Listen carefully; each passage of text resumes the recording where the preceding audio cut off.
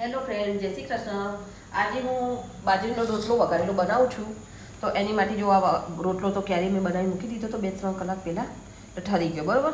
અને હવે હું એના કટકા કરી દીધા. આ ડુંગળી કાપી, મરચાં અને ટામેટું આ બધું એના વઘાર માટે તૈયાર કર્યું છે. ચલો હું બતાવું. જો આ તેલમાં રહી નાખી છે તો ફૂટી ગઈ છે. હવે આપણે નાખીશું એની અંદર આ જે ડુંગળી કાપી મૂકી છે ને એને સાંકળવાની અને મરચાં બંને સાથે રાખી દેવાનું. મરચાં અને ડુંગળી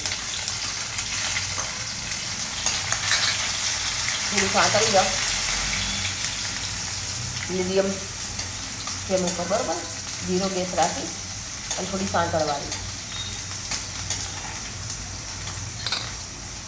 જો આપણી ડુંગળી હવે કમ્પ્લીટ ચડી ગઈ છે તો એની અંદર નાખીશું હવે ટામેટું. જે ટામેટું કટ કરી મૂકીશું એ નાખીશું. તો એના બરોબર સાંકળવા દઈશું ટામેટાને.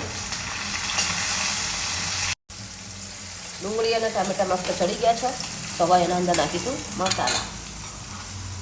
જો આપણે હળદર નાખીશું, મરચું નાખીશું, જેવું તીખું ખાવું હોય એવું મરચું નાખવાનું બરાબર. અને ધાણા જીરું અને મરચું જોઈતા એટલે મીઠું જોઈતા પ્રમાણમાં મીઠું નાખવાનું બરાબર.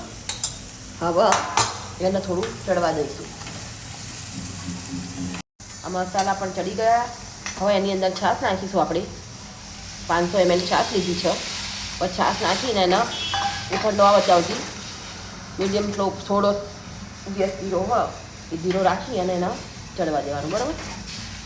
ઉફંડો આવે ત્યાં સુધી છાશને ગરમ કરવાની અને ઉફંડો આવે પછી આપણે જે બાજરીના રોટલાના કટકા કરીને મૂક્યા છે ને એ અંદર નાખી દેવાના. જો આ છાશ ઉકળવા માંડી છે તો હવે એની અંદર આપણે બાજરીનો રોટલો નાખીશું. જે કટકા કરી મૂક્યા છે ને એ નાખીશું.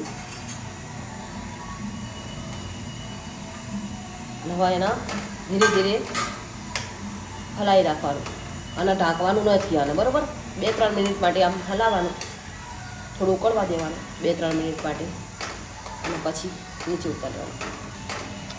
જો આપણો બાજરીનો રોટલો તૈયાર થઈ ગયો. અને હવે એની અંદર નાખીશું આપણે દાણા. દાણા નાખી એને બધું મિક્સ કરી દેવાનું આ રીતે બરાબર.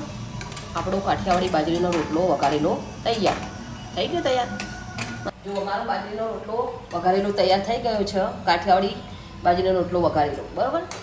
અને આ વિડીયો તમને ગમ્યો હોય તો લાઈક કરજો, શેર કરજો અને સબસ્ક્રાઈબ કરજો. જય શ્રી કૃષ્ણ.